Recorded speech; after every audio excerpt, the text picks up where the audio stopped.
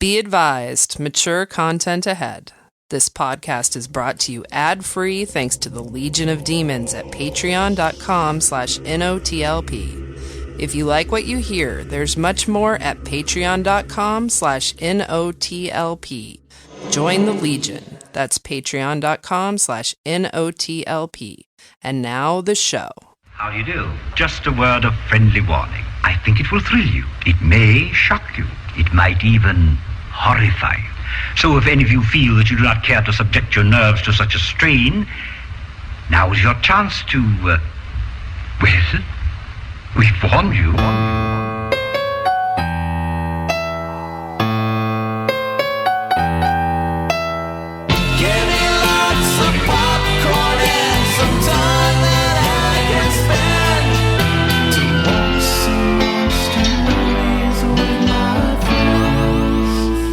Welcome to Night of the Living Podcast. Hey. We are doing a theme this month called The Fuck. And it's movies that are just bizarre, strange, maybe a mess even. Oh my gosh. And we're kicking this off with, and this theme was inspired by our friend Zach telling us over and over again that we need to cover a movie called The Peanut Butter Solution, which is this He bullied us into doing it. The Peanut Butter Solution is a bedtime story that the writer of the film told his kid, and it kept evolving, and it shows. And it's Canadian, 1985. That's child abuse. And they describe it as gentle horror. Well, Yeah. we'll talk about it, I guess.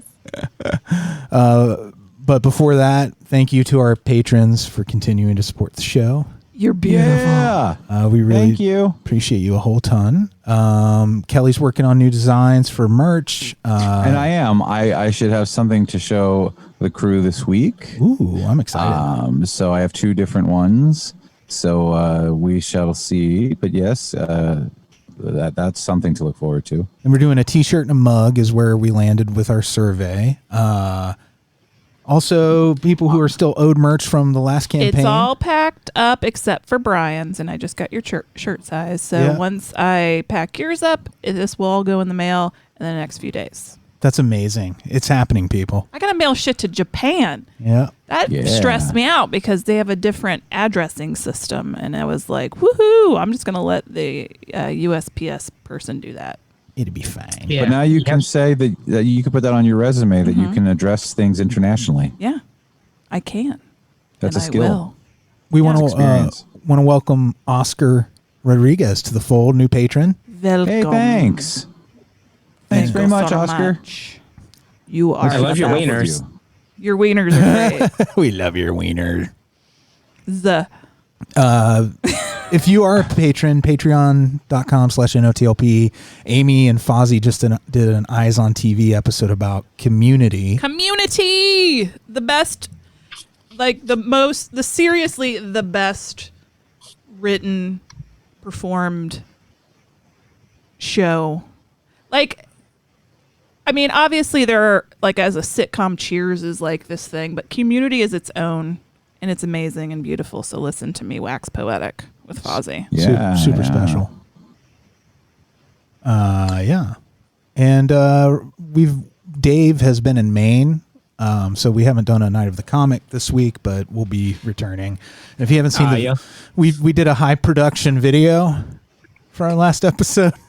If you haven't seen that, check it out. Freddie spent days on it, and then forced me to watch it, and it's really fun. You did too. It was an afternoon. Whatever.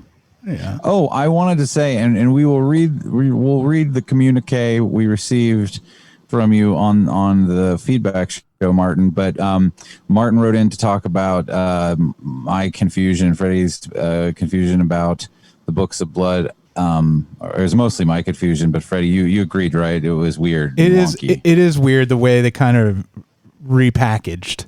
Is the way I guess I put it. And Martin, thank you for that. Actually made me feel so much better because I was doubting my own memory and sensory perception. And you put my mind and my heart at ease. Thank you for our breaking listeners. it down. They're sharp and they know their stuff. Yeah, they are. They really, really sharp. They keep us educated. They're the best. They're the best listeners in podcastdom. Mm-hmm. I know that to be true. I do too. I've experienced other podcastdoms. Yeah. Oh, who's a good listener? Who's a good listener? baby? Listener baby status?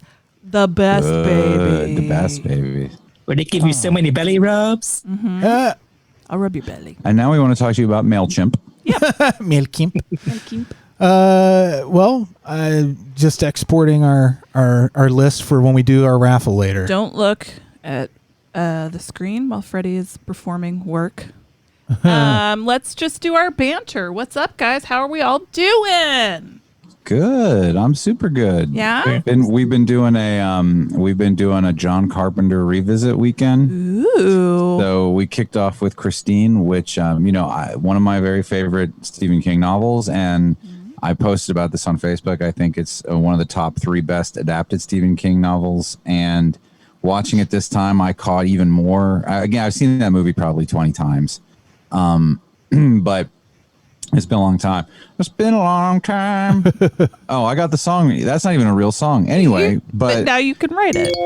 I got so much more out of it this time, and like really a great insight into how you adapt a novel and change things that can be changed and make more sense visually for the screen. And also, I always obviously liked John Carpenter. I knew he was a good director, but watching these back to back and like seeing his specific style, he's so artistic. It's been real fun. So today we're gonna try to get in The Fog and that's my favorite, and Escape from New York. We interrupted yesterday to do most of Jaws, but we kind of got sleepy. Can we call him Johnny Carps? Can we do that? I did. J. Carps. Johnny Carps. Cool. Christine, that's the one about the guy who has sex with the car, right? Yep. Yeah. Well, Or the car wants to have sex with him. well, we do it together. Is it? you don't know Christine? You never read Christine? No, I'm fucking with you. I've seen it a couple of times. And I did read it. Yeah, I read it years ago. But yeah. I would have been surprised had you not. I was just messing with you. Well, I got you. I'm you know how I am about Stephen King. Very Freddy, sensitive. Kelley did not yes and you. He did not. He was like, we don't fuck around. I wasn't improving. I wasn't playing. We don't fuck around with Uncle Steve. This You don't play around with Stephen. No. Oh, and speaking of Stephen King, did you see that tweet? He annihilated J.K. Rowling. Yeah. Oh, in response to her deleting hers? So she posed something about how he's a great man. I knew that. Yeah. She deleted that one, but then because he came back again. responded to her and said trans women are women. I saw that. Yeah, and then she deleted it. And she deleted her original tweet. That's it. I saw that. That's all that happened. Oh, so there wasn't like he didn't come back with nice or something. Noise. Noice. Yeah. He said noise. Yeah, but good on Uncle Stevie, you know. He did a good thing. I was curious because I know that they were kind of buddies, and I mean, I know Uncle Stevie is progressive and wonderful, and so I didn't think he wasn't going to come down on the right side, but I just was curious to see, how do you confront somebody that you have respect for or have had a friendly relationship and kind of gently nudge them in the right direction? I think that was a good thing. He's like, nope, shutting it down in a not a mean way, but just like, hey, by the way, you're very wrong. Yeah. When he didn't even, it wasn't even, that was just in response to someone pointing it out to him. So, it was well handled. Yeah. And it was just plain funny too. Yeah. Yeah, too. It's like, yes, trans women are women. He went straight to the point. He didn't beat around the bush. He went straight for the kill. But I'm just wondering what's going on with JK. It is weird that she's doubled down on so many of these things. Yeah. She seems like she's doing it just because people are pushing back against her. Like, she's doing it just because people say she shouldn't. Well, I'm not trying to take a stance necessarily, because this isn't even a stance, but I read her essay where she tries to explain her points, and unfortunately she really just what she's saying is transphobic. I mean, there's not really a way to rationalize around that. Like when you I really gave her I read the thing. Well, I didn't read the thing. Alise read the thing and broke it down for me. But she gave you Cliff's Notes. But like while I was there while it was happening, and she gave me the salient points, and it's just it is. She's just like really on the wrong side of this, no matter how you really, you know what I mean? Yeah. I mean, all she had to do was not saying anything. Yeah. She's like, you know what? Well, everyone seems to think that everyone needs to hear all of their opinions about everything all the time. Yeah. And I do feel like there is like a fine line there that I think she's going with the cultural appropriation angle on people who were born a different gender and now identify born a different sex. Born a different sex, sorry, but were assigned the wrong gender. That I think her argument is saying you're that appropriating my experience as a female. Right, yeah, you haven't earned being a woman type of thing. Yeah. But I'm just curious, like, how does this affect her at all? It doesn't. I don't know. And she's just saying shit just to say shit. I don't understand it at all. I mean, as hard as things have been for women throughout history, I think we could argue that for trans people, it's been worse. A little bit different and It's like- way harder. Okay. But it's that whataboutism. Like, what about my experience? Like, I hate what about it is the thing that has become the bane of my informed life. Which is where I try to be informed about things. Yeah. I can tell you I have shared a bathroom, a restroom with a trans woman. And you didn't feel in danger at all? I didn't get my mace out. In fact, we just peed and washed our hands. Yeah. And all was well. I've shared a bathroom with a man before, a man I didn't know. You took a shot from a girl in the bathroom. Well, yeah, ladies do that. Ladies get when girls are drunk and like at a bar or something and you're in the bathroom, you're all best friends in that moment. And it happens a lot at Horror Hound. Yeah. Because I'm not like out at bars a lot, but you're all best friends, even though you've never met each other, and you're there to tell everybody they look pretty. And do you need a tampon? Or, hey, I have this flask full of something. Would you like a taste of it? And I'm drunk, and I go, sure. It's just like it's a sisterhood. Yeah. It's funny because in the male sisterhood bathroom, of the traveling bathroom. Mm-hmm. It's a very tense situation in male bathrooms a lot of times. Because somebody might look at your penis. Exactly. I don't know. I think there's some camaraderie sometimes. If someone farts real loud. To a certain extent. Yeah. But I think a unifying thing in male bathrooms is farting. Yeah. Is but the for farting. the most part. And dick people jokes. want to get in and out and, Yeah. Yeah. Very much. I don't like anybody around when you're pooping. Pee is coming out of me or poop is coming out of me. What if they're both going? I don't care. I'll show them my dick. I don't care about that. I just not while pee is coming out of it. But guys who come in and say water's cold, deep too. That old chestnut. I am one of those people that can't poop in public.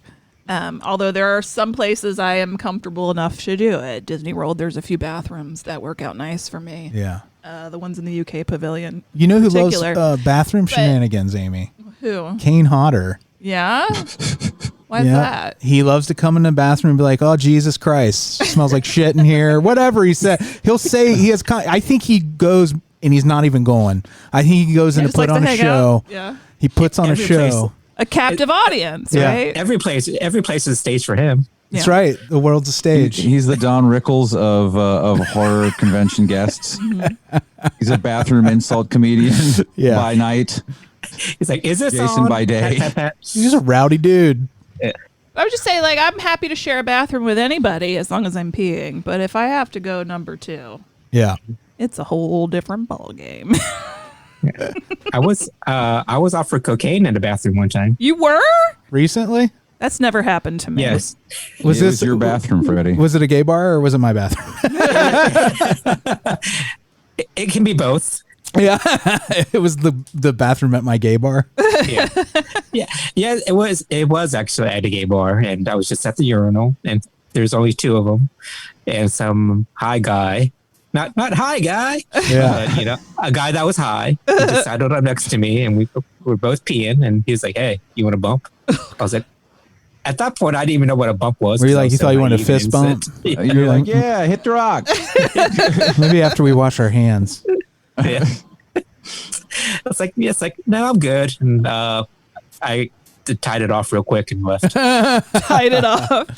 Why do if I can't help but feel, and I know this is the incorrect way to feel, but it's like, it's just confirming that I am not cool, that nobody has ever offered me cocaine in a bathroom. You look like a cop. Do I look like a narc? Yeah. Is that why? Well, you go to more gay bars and you'd probably be offered a lot of cocaine. Amy, Right. we're aged out of that. Like the people that we... Even back then, when I might have been cooler. The people we hung 40 out now. with, the bar we went to, those people could not afford cocaine. That's true. You're much more like people would probably smoke meth with you. Yeah. But Nobody's ever offered me. But you'd have to pitch in. The only drug I've ever been offered is marijuana. Really? Nobody has ever offered me acid, mushrooms, meth, heroin. None of these things. I'm just not cool enough. I'm sorry. It's okay, Amy. I guess I look like somebody's mom. But people offered you weed. Yeah. So it's not that. All kinds of moms smoke weed. It's true now. Anyway. But you're a cool mom, Amy. It's cool. Cool mom.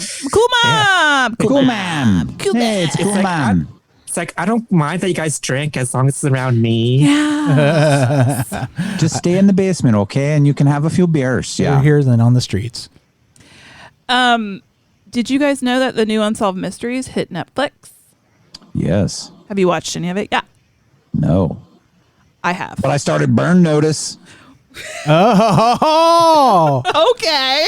I understand that's a good show. Kelley, I need you to explain what Burn Notice is, because I've heard about it, but I have no idea what it's about. It's like Suits. Burn Notice is like Franklin and dope. Bash. It beats the shit out of Suits. Okay, well, hold the phone, but what is Suits about? Well, Suits is like Rizzoli and Isles. Or Council of Dads. If any of these are ringing a bell for you. It sounds like a SAT question, like Suits is to Rizzoli and Isles as Burn Notice is to Monk They're or all something. very derivative of Throb. Is that real? Kelly knows Throb. Oh. I'm going to be talking about Throb on Wednesday. Are you really? Okay, what? Yeah. That's awesome. Did you not? You didn't. I thought that's why you brought it up. No, that is On so Eyes on TV. freaking weird, man. Yeah. That's cuckoo. Oh my God. Okay, so Kelley, what is Burn Notice about? So Burn Notice, and it stars Jeffrey Donovan, who you would know from Blair Witch 2, Book of Shadows, but he's awesome as an adult person. Our friend Bruce Campbell, Our best and friend. Gabrielle Anwar, who is gorgeous. But Jeffrey Donovan plays a CIA spy who, in the middle of kind of doing his job, gets what's called a burn notice, where they just like disavow him completely. He's cut off. They don't kill him, but he's just, all his resources gone, his work history gone, like he has nothing. And he ends up getting plopped in Miami with surveillance on him, and he has to rely on his old sort of spy buddy. The original name of the show was Campbell. Plopped in Miami. Yeah, plopped in Miami, and his girlfriend, who is sort of an ex-terrorist, or his ex-girlfriend, who's an ex-terrorist, and they kind of act as like these private investigators because he has no money, and he's trying to find out who put this burn notice out on him at the same time. And then his mom is played by Sharon Gless, and she's awesome, and it's just so good, and the action is so good. The direction, like, it's really tight writing. Everybody should fucking go watch Burn Notice. Who watches Burn Notice? Harris watches Burn Notice. It's done, That's a right? season, sorry. Yeah, 7 seasons. Yeah. So I like Bruce that. Campbell is it's all wrapped up. awesome. I've been hearing another show that is like recently deceased that we should watch is Psych. I watched a few episodes of Psych. It is fun. I would have liked to have gone back and revisited that. If we are talking about great shit that we've seen recently, watch Blind Spotting on HBO. It's an awesome dark comedy. It's so good. Which version of HBO? HBO Go? Max. Now? I think it's Max? just Max now, isn't it? Didn't they get rid of everything else? I don't know. It's on HBO Max. I know that. Blind Spotting is awesome. Is it the sequel to The Blind Spot? No. What's the blind spot? Sandra Bullock. That's the blind side. That's the blind side. Yeah. My joke did not land at all. God damn it, Andy, and you dragged me down with you. It has this great sequence. It's like almost like a drunk history, the way it's put together in the middle of the movie, explaining why the main character was in jail. It's an outsider from their group of friends who is telling the story of what landed the guy in jail, and it's just really, really funny. And it's also really intense and kind of scary, and nice. And unsettling, and it's real. I mean, it came out like over a year ago, maybe 2 years ago, and it's about a police shooting, so it has like a real current events vibe to it. Who's in it? Daveed Diggs, who we just saw in Hamilton last night. Oh, Jefferson, who right? Played Jefferson. He and his buddy co-wrote it and co-directed it, I guess. And it's very, very. I mean, the comedy in it is like outstanding. Really, really great comedy, and then the real tense moments are crazy. They'll make you bite your nails, and then it's just got a lot of heart too. It's just a really great movie. Okay. It sounds great. You should watch it. I said it was great. I know. You should. I want to hear what you have to say about it. I might say that I like it because I might watch it. You should watch it. I might. Freddie is chowing down on all the streaming options out there because he's working from home and it's a constant stream. And I'm over here I've been rewatching Scrubs so I can listen to the Scrubs podcast that Zach Braff and Donald Faison are doing.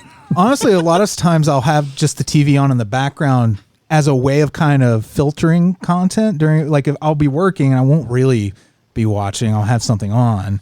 And if it's something real good, I'll just stop it and I'll come back to it when I'm not working and when I can really watch it. But I'll have light stuff in the background. But Blind Spotting is one of those movies. It deserves your undivided attention. It's really, really great. Yeah, well, Scrubs was real good too. It's true. So yeah, that's what we're doing with our time. Can I one last thing? Of course. Watching, so I watched Jaws on my big giant TV for the first time in real high def. Yeah. It's weird. It's great. And you've seen things with high frame rate. You kind of know how it's got that looks like live TV, or a soap opera or a PBS show. And so watching an old movie that takes place in the past but looks like that, and especially one you've seen so many times, it's a very kind of off kilter because it really does look like that. There are moments where it's holy shit, when his raft washes up. I mean, it looks like I'm watching a raft wash up in front of me. And on the one hand, it's if you can kind of get yourself in the mindset of I'm there, then it's really cool. But then my brain keeps trying to reconnect to the way I know it, and it's yeah, there's that essence. There's that dreamy quality to those, especially the 70s and 80s films. I hate to say it because I always kind of poo-poo the whole Christopher Nolan, I'll only shoot on film, but it really does make a difference. You can emulate that look, but it's never quite the same as video and film are just so different from one another. Well, yeah. And for them to come and when they do that and they come and they clean them up to where they're so pristine and they take kind of that soft warmth out of it. That is part of the movies. Frame rate up. Yeah. So this is the newest. Is this the 45th anniversary that you're watching? I don't know, but I don't think so because I don't think it was in 4K because it wasn't listed as you. I tried to find that because I thought it was released yesterday, and I was going to get that, but this didn't say UHD, which is usually what it'll come up. Right. 4K. Where'd you watch it? Prime. And it was they had the frame rate was increased on Prime. Well, it was. I mean, everything in HD is a little faster, I think, than 24. I'm not exactly sure, but that's why it has that more live look. Well, part of it, there's this weird thing that happens. This is such a nerdy conversation. I'm so bored. But the definition and the frame rate are two different things. And part of it is the TVs that upconvert. Yeah, will create that weird look where it looks like a video instead of a film. Right. Well, that's why when they did The Hobbit in the high frame rate, that's why everybody thought it looked like it had that look. Well, that's even more. The frame rate was even more like compounded the high definition thing, because the frame rate's really like how you're perceiving movement, and the high definition is how you're perceiving the sharpness of the image. And like, I didn't know, like, I don't know if they actually increased the frame rate on Jaws or not, because that, I don't even know how they would do that. Well, I guess I don't know, but it looks cool and weird at the same time. And I usually wouldn't care too much, but Jaws is like my absolute favorite movie of all time. So it actually means a lot to me if they tinker with it. It's good. Like I said, if you watch it in the right, if you can keep your brain in like, I'm there, then it's cool. But then when you start to look at it like, oh, this is my favorite movie and this is how I remember it, and it's also the 70s and these people are dead and they're not here right now, it's just a little off kilter, but it's still great, obviously. So I have just one question, Kelley, about this. Yes. How did Mrs. Kittner look? She looked alive, which is amazing, because even at the time, and she was pissed. Alive. Yeah. I really felt that slap. Did her husband look less close to death? No, more so. Oh gosh! So the age difference is even more amplified. I think he was already dead. I think she just propped him up against that car in the background. So she had 2 funerals to go to that week. Her husband's. They did them together. Yeah, 2 for 1. Yeah. All right. It was very convenient. Are we ready to move on, or are you Googling something about frame rate on Jaws? We can move on. You're probably right, Freddy. Yes. I don't really know what I'm talking about exactly, but it just feels like it feels like the frame rate is faster, because that's some of that, like the way film used to be. It was all at 24 frames per second, I think, and now it's like there's a lot of things are shot at like 30 or 60. And they do the 60. It's so weird. I'm super. This is like a rabbit hole I'm gonna have to go down later. Because I'm really just really interested. I'm gonna have to watch Jaws again. All right. Gonna have to watch Jaws again. Oh no! That's the worst. Hello, boys and girls. It's time for Straight-to-Video Russian Roulette.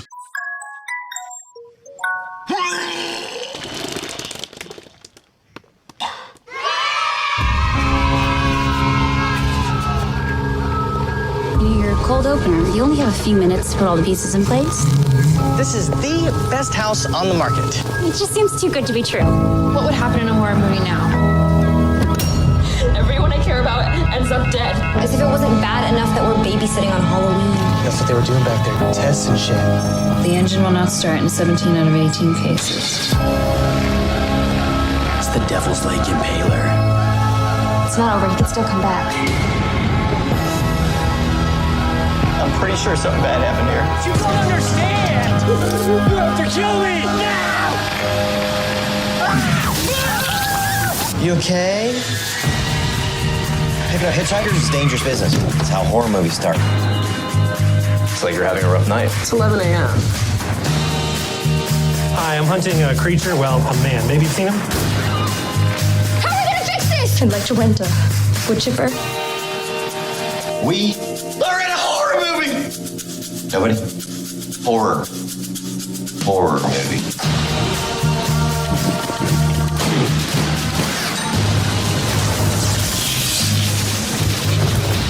See the final girl on? It's cool.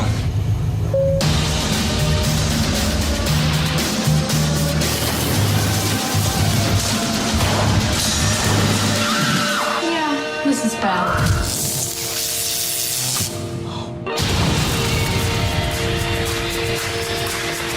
What do you mean what's happening in the movie? Just watch the movie!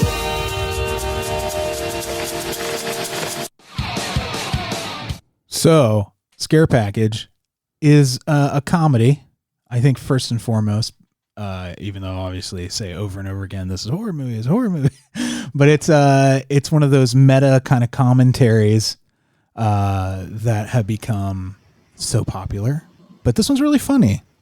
It has some great moments in it. The stories are broken down. Hold on a second. I'm going to find real quick. Well, you have your wraparound. I watched this with Freddie, and I'm going to help him out. It's Chad's video. Rad Chad's videos. Yeah, which is this guy who emulates Joe Bob Briggs pretty blatantly. The uniform in their video store is the bolo and everything. And he is his friend, I guess his friend, or this guy who's always in the store, keeps trying to get a job there. And instead he hires this guy named Han, who just kind of comes in and passes his test about horror movies. And then you get all these other stories throughout, which are essentially short films with no connection to one another. So besides Rad Chad's Horror Emporium, you get into let's see, what was the first one? Was Cold Open. Yeah. Where this is in the vein of like Cabin in the Woods, not nearly as sophisticated or polished as that movie. This is like a low budget film, but in Cold Open, there's this character named Mike who his job is to make sure that victims kind of get where they're going, kind of like the Harbinger and Cabin in the Woods. And his best friend is the lady who comes in and saves people in the end of the movies. Is essentially like the two things, the cop or whoever ends up. So it's foiling. like the coyote and the dog from Warner Brothers. Yeah, kind of. So, but Mike wants to change jobs. He wants to be the character who saves people. And it's kind of, that's kind of the arc, is him trying to get out of the game of setting people up to die because he feels bad. Fun thing. Yeah.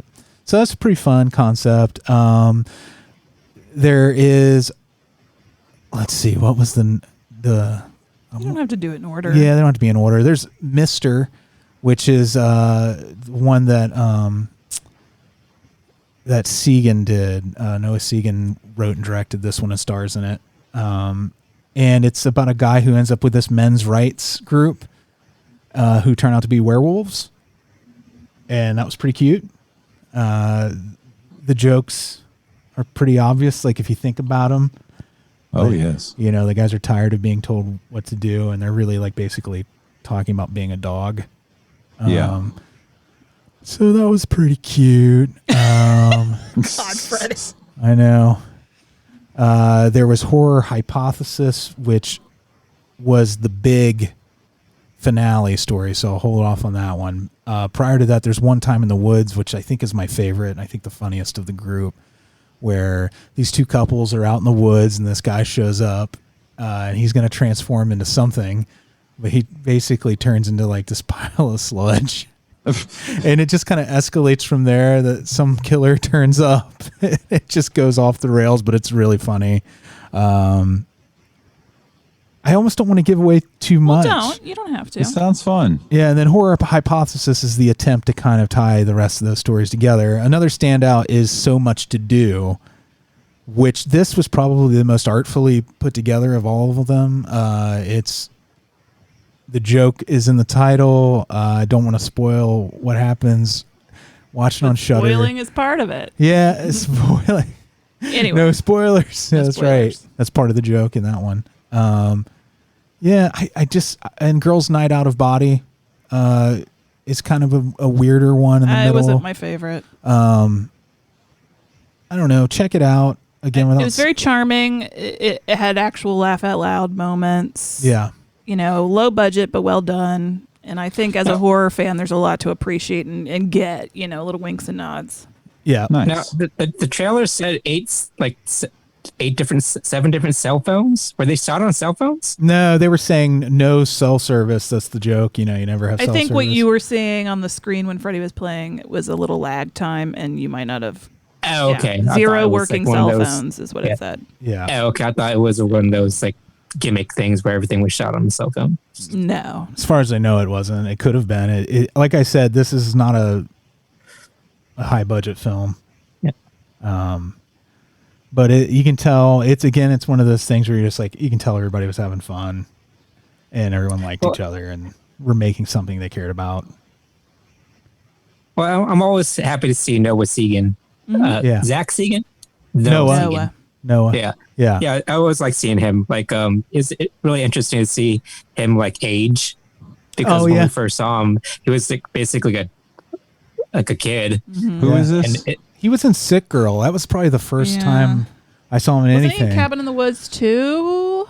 He was in not Cabin in the Woods 2, but I'm sorry, Cabin Fever 2. Cabin Fever 2. That's what I meant. He's best friends with Elijah Wood. Is he the kid from Dead Girl? Yes. Yeah. Okay. Yeah.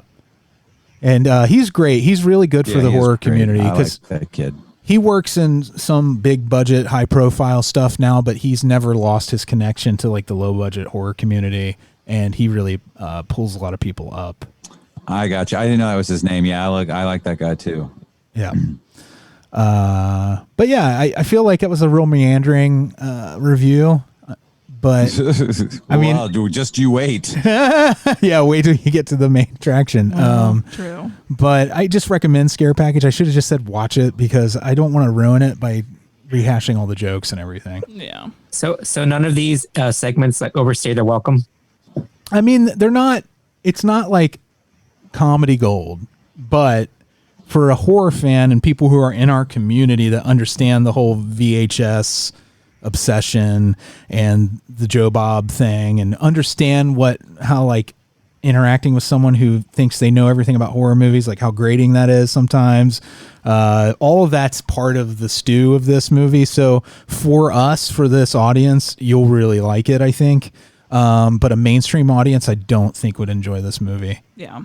It's not for people it's not who for are you. just in mainstream movies. So if you're mainstream, just stay the fuck away. But if you're listening to the show, you're probably if you're lame stream. not. But yeah, if you're listening to us, you're cool. You're cool. All right, well, let's see who's going to watch the next one, shall we? We're going to start see it up. with little baby Kel. Mm-hmm. Kel. Little baby Kel. Oh, Stuck in a well.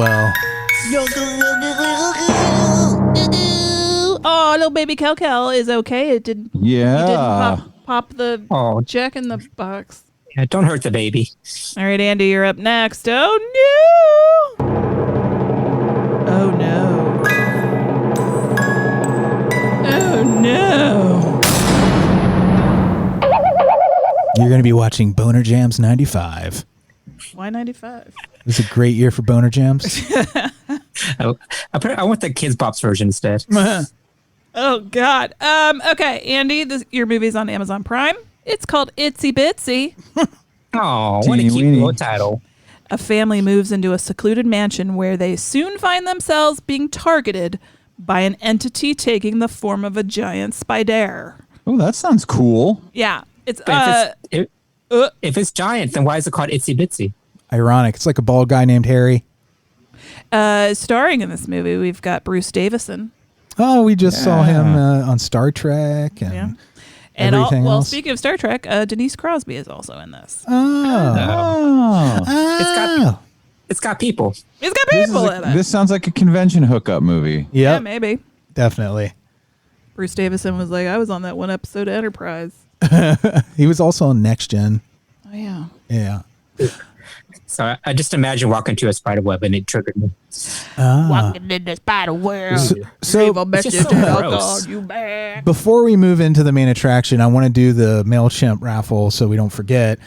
If I select your name, how you sign up for this is sign up for our mailing list, notlp.com, scroll down till you see the Dracula stamp, and sign up there. And we will pick a name randomly from that list for each theme we do, and you get to pick what we review for that episode. For one of the weeks. Yep. Were you about to say something, Andy? No. Oh, okay, cool. Number 57, Heinz 57. Let's see who. Smacking the bottle. Right on the 57. Andy Ivins. Oh, and Aussie. Aussie Andy. Down under. Aussie Andy. Yeah, so I will email you just in case you're not caught up on the show, so you know the theme is "da fuck." And that's the requirement, is that it be a movie that's like, huh? Yeah. Why? You'll understand what we're looking for when you hear what we're about to talk about. So there you go. We'll tell you what our other pick is at the end of the show.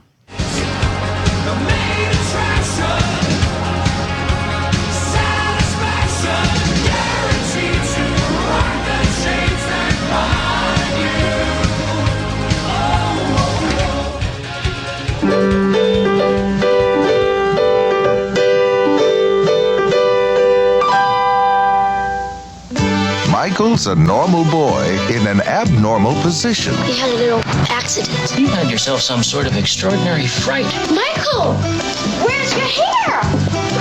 Bald. The proper medical term is harum scarum. What a loony. Now, he's got one hairy problem. And he's about to find a solution. You can't just come into our house, can you? Ghosts can go anywhere. In the least likely place you'd think. Here's old Charlie's recipe. A jar of peanut butter. Don't use too much of it or watch out. But the peanut butter solution is just the beginning. It's growing so fast. Of an even bigger problem. Mr. Jingles, it's moving. Human hair grows only half an inch a month. No more. Oh, that's a head of hair. Well done, son. I don't think it's natural, Dad. It's the peanut butter solution. This is a classroom, not a barbershop. A toast to this new hair. Long may it grow. But if it doesn't stop growing, what will happen to Michael? It's a hair-raising, heartwarming comedy adventure for your whole family.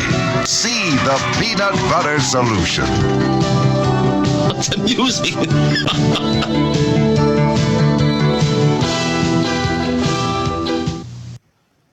Alrighty. I just want to say this trailer would have you believe that this is one of those 80s kids adventures that has a storyline that you can follow and a narrative that goes from one place to the other, and there's adventures and that's what you hear when you listen to that, and that's not what this movie is. Lord, no, it's in there.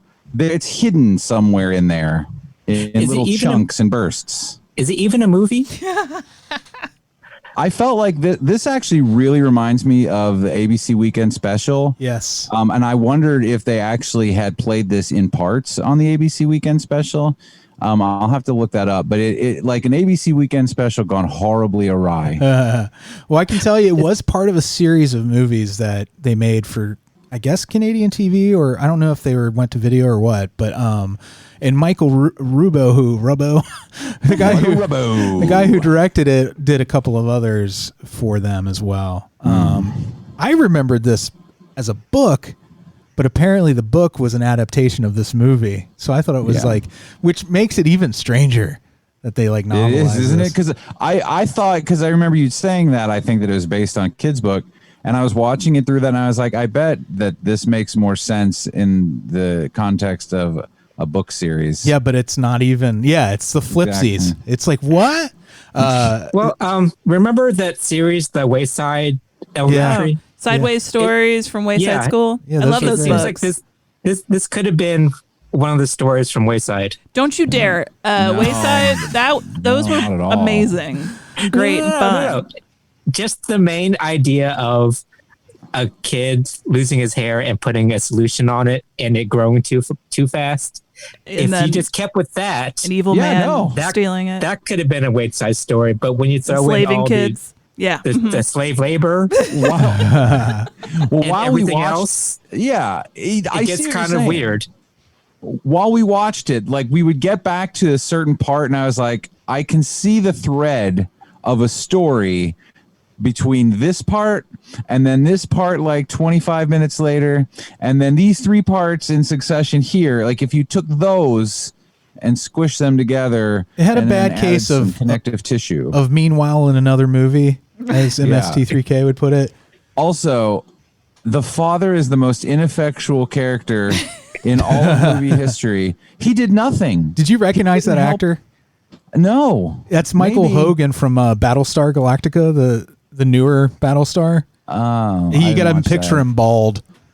It didn't work for me either. He did the same thing to me, and I'm like, Freddie, it doesn't matter. He's had a great career in TV. He fucking didn't help his son. Nope. He didn't help his daughter wife and made her a slave and a wife substitute. He didn't even provide for them. He didn't sell a single painting the whole movie. Yeah. And when he was offered a chance, he was like, nah. That's a birthday present. But that's sick. They tried to get him $6,000 for the family playing tennis painting. But he's like, that is a very special painting, not for sale. Okay, but here's the thing. I feel like a lot of these 80s kids movies, a lot of the dads were bumbling. Yeah. So he was beyond bumbling. It kind of fits, but like you said, it was a fucked up version of an 80s kids movie. Yeah. He was beyond bumbling. He was just a complete, like, he was harmful. He was harmful. Little Susie was like one of those super precocious children that behave like adults. Dakota Fanning. Yeah. Remember, Freddie, you know that Reddit sub that on Reddit, it's like 13 or 30? Yeah. I love that one. It's so funch. Yeah. She's creepy. There's a lot of kids that could fit into that subreddit where, like, are you an adult or a child? Like orphan in the hair, you know? It was so, like, these kids, like, their mom goes to Australia, apparently, because her dad died, and they're just falling apart. This guy must have been like a Roald Dahl, C.S. Lewis like fan. He thought this was his like Willy Wonka or Lion, Witch in the Wardrobe, and he did not have what those dudes had. Yeah, like I can see this, like you said, Kelley. I can see this being like a guy is with his kid at night, and probably they're going through something similar. Mom's not around, or something's happened in their lives. So let me tell you, I'll just make up a story to make you feel better about like kids that are sort of in our position right now. And poor Michael and Susie, their mom's away, and then these crazy things happen because he's just making it up as he goes along. Right. Then you put it on fucking film. Right. Then he's like, oh, I should write that. And he tells, I'll tell you what, that man tells his mother that he's been telling the kids this story, and she's like, oh, you should write that down. Yeah. You should write that down. You could make a kid's book. And I'm not even sure it's the script's fault. I don't know if it's just like it should never have been committed to film. It doesn't have weird. It doesn't really have any like narrative connective tissue. It's a lot. It reminds me a lot of Troll 2. Yeah. In the way it's kind of thrown together. Yeah. So you get Michael, who decides he's a nice enough kid. He gives some money to a homeless guy, and this is what gets the ball rolling. I guess. Because he gives the money to this homeless guy, and then later this mansion in their neighborhood burns down, and this homeless guy and his girlfriend or whatever burn to death in the fire. So him and his buddy Connie, and he's laughing. I have to bring up, like Kelley said, this guy, the dad was harmful. Yeah. The way he treated Connie was so awful. I know. Connie just wanted a grape, and he was like, I guess. Is this guy Do I have a choice? Racist? What is happening? He called Connie a human flea, implying that he's a parasite. Which is also a weird. No, I'm sorry, listeners. That's a weird Canadian insult. Yeah. Yeah. You're a damn flea, is what you are. Weird neg. Connie, Connie's not welcome here since he ate up all the kitchen chips. But the scariest part of him calling him a human flea is like he would tell him this with a smile on his face. Yeah. Yeah. It's like Connie's going to save your fucking son later, asshole. Because you were off painting families with tennis rackets in their hands and not the way selling this guy handles the hair loss / hair growth situation, he is he is an active hindrance to the development of his children and their continued health and growth and emotional well-being. So Michael and Connie decide to go into the house. This part is also a mess because it's like, whose idea is it? They go from like almost daring each other to go in there to it being that maybe someone's still alive in there to it being, don't go in there. That's a terrible idea. But it switches back and forth between the two of them until eventually Michael is like, screw it, I'm going up in the window. And he hops in the window, but you don't see. All you see is his face screaming and then cut to the next scene. House. And his hair shooting out like he's been electrocuted. Yeah. And he falls down the ramp that I guess they used to get rid of all the debris out of the burned out building. But in the end, his hair falls out and he wakes up bald. Yeah, he has harem scarum. He's got harem scarum. Yeah, also known as the fright. Was that the doctor's diagnosis? The doctor said it was harem scarum. Yeah. Like he went to the doctor said it, so apparently it's a medical term. Yeah. Freddie, when you explained kind of what this grew out of, and what Amy said about it not being committed film, I get it now, because when I go to sleep at night, I have this ongoing sort of fantasy story that I tell myself. Yeah. Just to help me go to sleep. You know, it's just I have this imaginary world and characters, but it's all very loose and it's all kind of cuckoo and dreamy. You can't really, it would not make any sense to anyone but me. You know what? There is some science, not to get into a serious conversation during the peanut butter solution, but there is some science that the less a bedtime story makes sense, the less it makes sense logically, the better it is to help kids and adults fall asleep. Well, yeah, because you're not trapped in thinking through anything. You're just letting it wash over you. It's how my adventures go. Well, they're not my adventures. There's a whole podcast that's just this guy. I think it's called Sleep With Me or something like that. But it's him telling these. He has this real monotonous voice, and it's him telling these nonsense stories that you can just kind of zone out to. Yeah, well, that's what we do with lore. Yeah, lore is good. They're for not sleeping. nonsense though. Yeah, but they're monotonous. Well, they're great. They just put you to sleep. Yeah, it's got some good content. He does a good job. So we find out Mankey. that Michael has seen the deadlights. And yeah, it did feel like that, didn't it? But his hair fell out instead of turning white, like it did for Henry Bowers. But so I got this far, and Michael being a bitch about his bald head. He says, "I'm disgusting." Like I get it. It would be creepy, but like it's a little boy. It'd be different if it was a little girl. But he started off with some pretty luxurious hair. Luxurious. Like they even try to give him a wig, and he's being a little dick face about it. And it's like his sister mom's trying to help him, and like she's trying to come up with solutions that aren't peanut butter based. It's fine. They had to hold him down physically and then throw the wig on him. Yeah. Like it was a trap. It looks terrible, but when he sees it, he's like, him up. Yeah. He loves it. He's like, he's so thrilled with this ugly ass wig. But he has a dream. And in this dream, the dead folk that burned up in the squatters that burned up in the house come to him in this dream. And the man he had given money to feels obligated to help him because he helped him out when he was and this is where I started falling asleep a little bit. This was a dream? I thought it was real. I mean, it turned out to be realish. Yeah, it's dream real. Yeah. No, I thought he woke up in the middle of the night and went down to the kitchen. Well, it could be argued either way. Like if you look up all the books that were written about the peanut butter solution. All of them? I took it literally. Like these are literal like hobo ghosts. Well, the ghosts appeared to him one way or the other. They went through the cabinets and were taking food. Like, why do ghosts need food? So they give him the recipe for the peanut butter solution to help him grow his hair back. Because his hair's not growing back because he saw the deadlights. Yeah. He really got the fucking hair scared out of him. That harem scare him. That was a bad case of it. He tries it twice, right? Like he tries the peanut butter the one time, and it doesn't work, and then he adds a whole bunch more peanut butter, even though they told him don't do that. Yeah. They specifically said don't do that. Yeah, and guess what happens? Yeah. And in the meantime, these kids are going to school and taking this art class with the senor. Here's a different story. Who hates imagination. Because most art teachers hate imagination. And he has a very well-trained dog. Yeah. Named James. Is that the name of the dog? See, I was asleep for probably this middle part. His dog's name was James, if I remember right. Who names dog? Just name your dog, like that, Steve. Yeah. And the dog, he makes the dog pose for the kids all the time.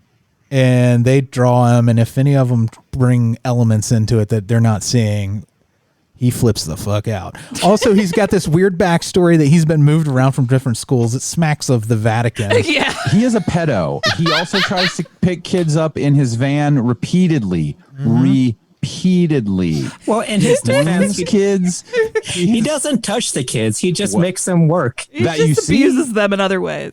He does. We don't know what all he does. He's got that vibe, man. And smacks of the Vatican. Really does.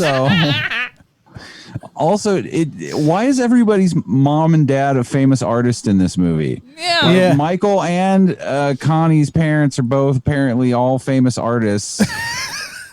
Which is what is the leverage that Connie uses against the teacher, apparently. I guess. I mean, I don't know why it would matter if he came back to the class or not. It's like a whole town where their major export is bad art. Yeah, it is bad. When they said I could move that painting, I was like, to where? Like a motel? Who's buying that? A children's school, like an elementary school? That'd be horrifying if that was in your hotel room, that painting. Which one? The one with the tennis? Yeah, I wouldn't be able to go to bed. Well, not your room, but like, in the hallway, okay. In the lobby. It's not on the ceiling above your bed. The weird shit that he did was the stuff that should have been getting sold. And they're like, no, we want this goofy fucking street mural from like a park where like all the parents and families got together to raise money for it. And they painted this on the wall. This one, it's called a bird wearing a suit. This one. Yeah. Have you guys This man was a loser. No wonder they were so happy when the mom came home. Yeah. Have you seen any of the Last Week Tonights that John Oliver's been doing from quarantine? And this whole series, like, story and like investigation they did about the fucking rats. The rat erotica? The rat erotica paintings. Oh, God. They're really great. This kind of reminded me of that when I saw the bird in the suit. Yeah. I'm going to find it for you. Don't worry.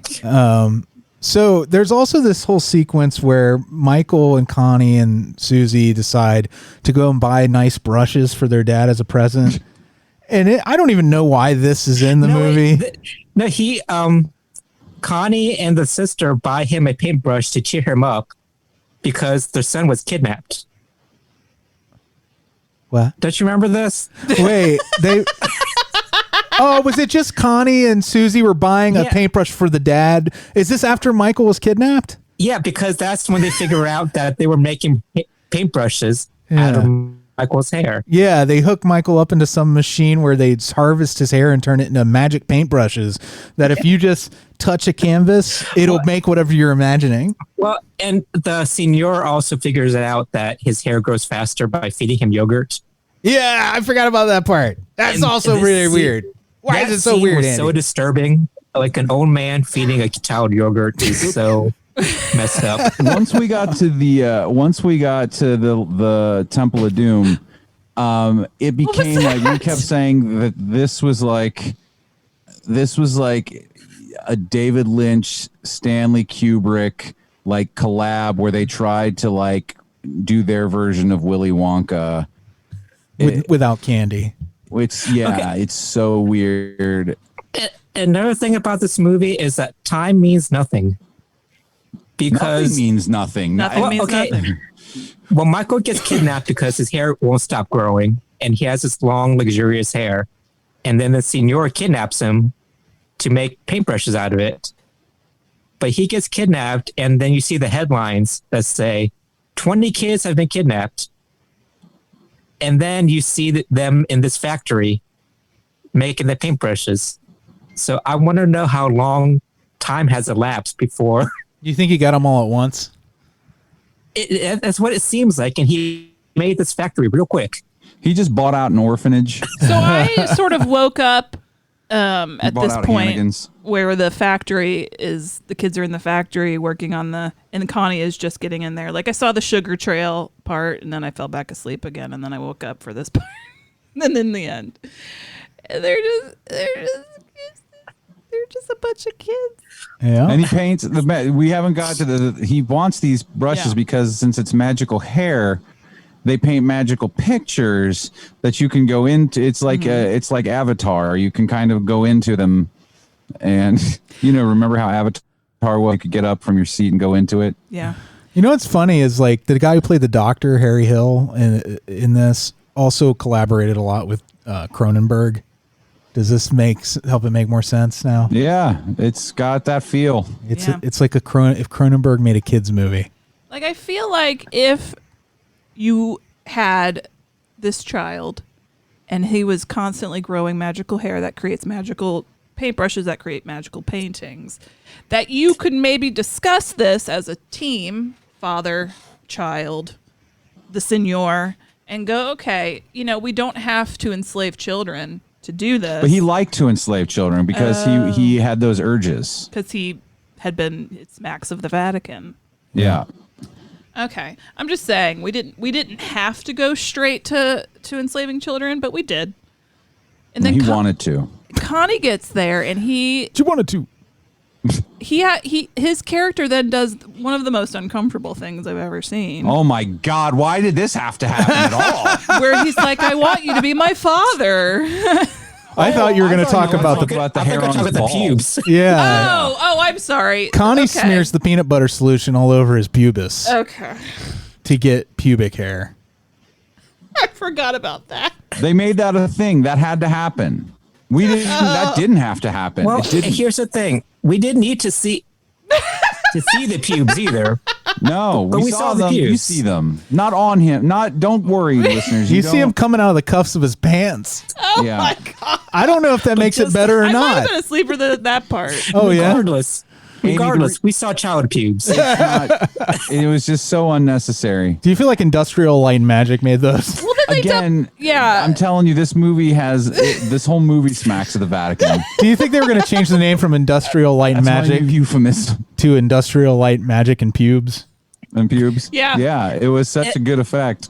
And I don't want to talk about child pubes too much, but I also don't want to give them short shrift. You're still well on this side of the, you're okay. You're still I just want to bring up the texture of these pubes. They're like silky, long and They're like smooth and extensions. silky. Yeah. It was like somebody took Taylor Swift's extensions and shoved them down Connie's pants. Are they blonde? Well, her brunette ones. Okay. So I feel like you could have made a beautiful wig out of this child pubic hair. It's like a messed up version of the Gift of the Magi or something. Mm-hmm. Do you think the hair from different parts of your body creates different types of paintings? Oh, I didn't think about that. Oh, that would be erotic art. Yeah, like your magic pubic hair would create erotica. But it's erotic children art. Ah! Well, you gotta wait. So the kids, they convince you can't use pubes to make erotic art until you're 18. After you're 18. They convinced the Signor to paint the burned out mansion. Well, this is after, again, I thought it was really weird that Connie So was I'm coming back, Amy. What? I wanted to explain to you why that happens. Okay. He's tricking him. No, I totally get it. It's just like it was creepy. Oh, no, it was super creepy. It was weird. This poor child actor was just given material that made me uncomfortable. Oh yes, I get you. Which in particular weird. moment? I don't know. It was just like where he starts telling Signor he wants him to be his Oh, father yeah. and he'll be his son. Yeah. Yeah, it was weird and sad. It just was weird. But they convinced him to paint the mansion. They're, getting him to climb into the painting and hit the curse to be passed on to Signor because he gets the harem scarum and turns into Walter White. Yes. Oh, it also reminds me of a John Waters movie around a lot of this part. It does. So the curse is passonable. Oh, it's like The Ring. It's exactly like The Ring. Yeah. You watch the tape, you smear peanut butter on your head, and you die 7 days later. But you have long, beautiful hair. Long, beautiful hair. Here's some plot keywords from IMDb. I thought this was telling. Child kidnapping, crying, bald child, baldness. Yeah. We know who likes this movie. Ghost, fright, hair, peanut butter, secret ingredient. Okay, here's the thing. Like, why do they need a tag for bald child?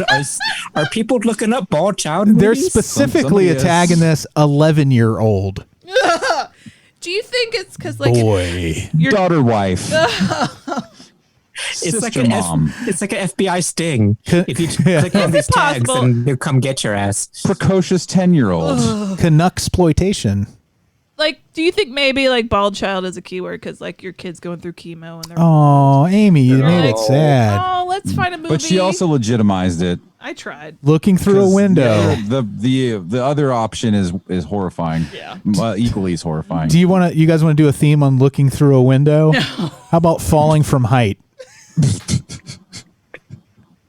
Is fright one of the words? Yeah. Scarum. Flashlight. duffel bag. Okay. Movies with duffel bags. Drop it. Oh, I love duffel bag movies. We could do Shopping Rambo, we could do cart. the peanut butter solution. Art class. We're doing art class this month. We're going to have to do that like 10 years from now. We're going to be like, well, we're doing art class movies. we ran out of shit to We're talk doing about. brother-sister relationship, father-son relationship, breakfast. Father-daughter-wife relationship. Movies with breakfast. Toast. Wig. That was, I felt that scene where he's Dead getting flies. his wig comes off at the soccer match because of the bully kid. It looked like Jason Voorhees for a second. Oh, that's one of the great gags in Scare Package, by the way. Is there a reference to if you're Corey if you're a Feldman? fan of the Corey Feldman Friday the 13th, there's a great moment in Scare Package. Yeah, and all that wig glue, and they pull it off, and then he's just running and crying. Well, the funniest thing is to me, like they revealed him to be bald, and everybody seems to know this song right away. Yeah, what was it they said? The taunting. You're dumb and bald. I don't remember. Are you sure it wasn't Celine Dion performing that? Oh yes, we She's haven't like, talked biff, about her bam, yet. boom, flam, boom, bam, boom, bam, boom, flam, flim, flam. First English language recording, my ass. And yeah, she had 2 songs on this soundtrack, so she was killing it. You know what? The songs felt like they were from a big 80s movie, though. They did. The whole soundtrack did. Yeah, it felt like Neverending Story or something. Agree that I kept thinking the Do they same think thing. that's what they were doing? Like they were like, here's your Never-Ending Story, your Goonies, your... Here's Quebec's answer to the Neverending Story and the I thought of all of those. Yeah, I was like, oh, look, this is kind of like the shitty Goonies. Ew. Not just a clever name. the shitty Goonies. Is it any good? Oh, look. That movie stinks. It's a really never-ending feeling story. Oh, and Freddie showed us the video of Celine Dion's song to this movie. Yeah. She looks better now than the 80s were not kind to Celine Dion. She had she had a hairline that was creeping down and then like a unibrow. Yeah. I mean, Amy, she was still cute, but you know Teresa Giudice? Yeah. Yeah. Teresa Giudice. Yeah, she has that simian hairline. Just Google or go to YouTube and type in Celine Dion peanut butter solution. She's got a 2-head. And there's you know a how music you have a video. 10-head when you have a big forehead. She got a 2-head. So from a scale of 10 to 2, she has a 2. 4 is the normal, which, normal is relative. Well, that's not really halfway between. I love Yes, it Celine is. Dion. But I'm saying it's less than a 4. She's a major talent. She's got her throat can really take a punch after she's worked it out all those years. She can really sing. Even if it's like bing, bang, boom, flash, bang, boom, bing, bam. That's a lot of what the song is. It is. This was It was laborious. And then at the But end, the I mom slept came through home some and of everything was cool. And then what? And the mom came home and everything was cool. Everybody was happy. They saved the Goondocks. Yeah, they're happy. They're like, thank God. Do you know what it's been like here while you've been gone? I'm in your robe. What do you think that says? You better get in here and take care of this. Wait till you see what they did to Connie. They're gonna have to shave him, and they're gonna be like, "What did you do?" Rub his feet and braid his hair at the same time. Okay. Thanks, Zach. And they almost, again, the fright, like, you don't find out exactly. I didn't know it was just going to be those 2 ghosts in the house that came to him. He handled it really well when they came into his house, but not so well in a place where you'd expect to see ghosts. And that's all it was. They keep because this a title of this movie was going to be The Fright. Oh, is that right? Yeah, and that's why they kept saying it over and over again. The Fright. Okay, but the fright doesn't seem like that bad of a punishment. No. All you do is go bald, right? But it's like permanent, right? Unless you do the peanut butter solution. He only gave it like 2 days. We don't know. That's true. But I think wig technology has come a long way since the 80s. So I feel being bald now is a lot less of a problem. There's not as much of a stigma attached. Yeah, you got like 7 Real Housewives of Atlanta selling wig lines. You'll be fine. I'd love to see this kid in one of those. Wait, I was asleep for a portion. Were the ghosts the ones both giving the fright and curing it? Yes. Well, the fright, they weren't deliberately giving the fright. They call it their ghosts. Oh. Well, the Mary might have. How creepy was she when she was like, sometimes I'm nice. Oh, yeah. Sometimes I'm mean. Like, again, I feel like this dude was super into like Roald Dahl, but like not good at doing that. Makes me laugh. Wouldn't it be great if Ozzy Osbourne had re-recorded Suicide Solution as Peanut Butter Solution for this movie? Okay, Skippy's fine, but Jiff is quicker.